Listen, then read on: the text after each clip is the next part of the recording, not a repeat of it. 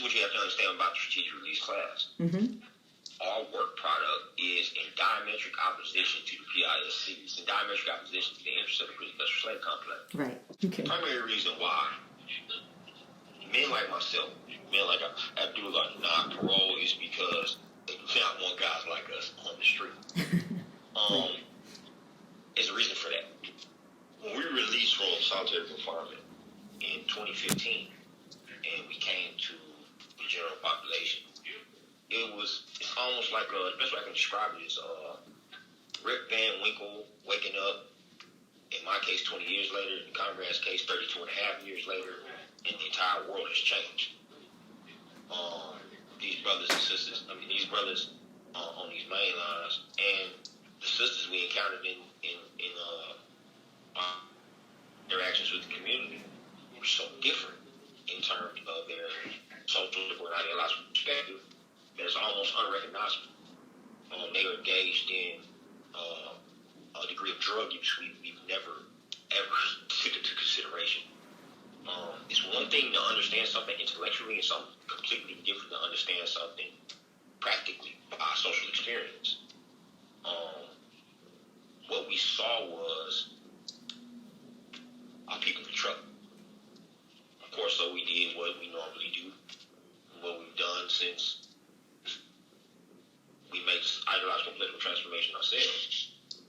We began to serve the people, began to educate, organize, seek to mobilize. As we did so, conditions on these main lines changed. These brothers began to see the value of unity and act in accordance with it. Now, it's just to say that we've completely transformed the main line we on? No. Have we made it progressively better by our presence, by our activities, by our interaction with these brothers? Of course. No doubt.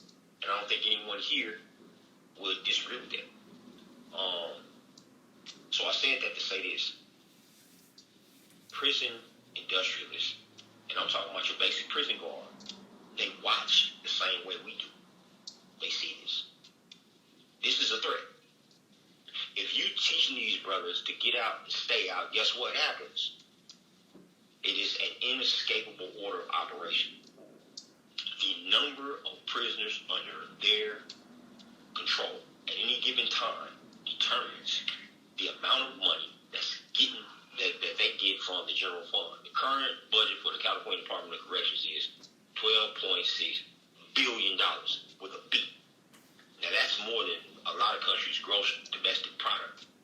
It's how much money the whole country makes in a year. Now, the starting pay for a prison guard in the state of California is $72,000 with benefits.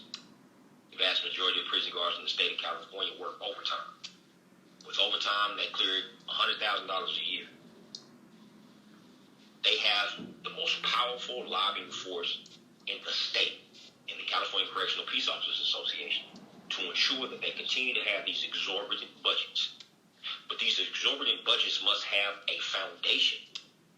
That foundation is the number of prisoners that's locked up in the state of California. California has more prisons than any other state in this nation. That's not by chance or happenstance. Prison guards in the state of California are the most high paid in the entire nation. That's not by chance or happenstance. That's by design. They develop a racket. That racket has a commodity. That commodity is human beings. Us. So, if you are talking about the strategic release class, those prisoners who have a proven record of service to the community, no, they don't want us out there. We're the type of dudes that if we are released, we will strike at the origins of crime. Remember this. The whole purpose of, I'm just going to pull an example out of the sky. The entire purpose of Science of Criminology 101 is to transform the New African criminal mentality into a New African progressive mentality. The entire premise of the autonomous infrastructure mission is to make our communities completely and solely reliant on themselves, to liberate us from the very foundations, the very origins of crime, which is the disproportionate distribution of wealth, privilege, and opportunity in this society by creating our own institutions for wealth, our own institutions for education, our own institutions for food sovereignty, our own institutions for technological development. That's the purpose of the aim. What makes you think that a prison industry will want men like us who will close the school, the poverty, the prison pipeline at its source, our communities, back in the community? They don't want that. That's a contradiction. It's diametrically opposed to their interest.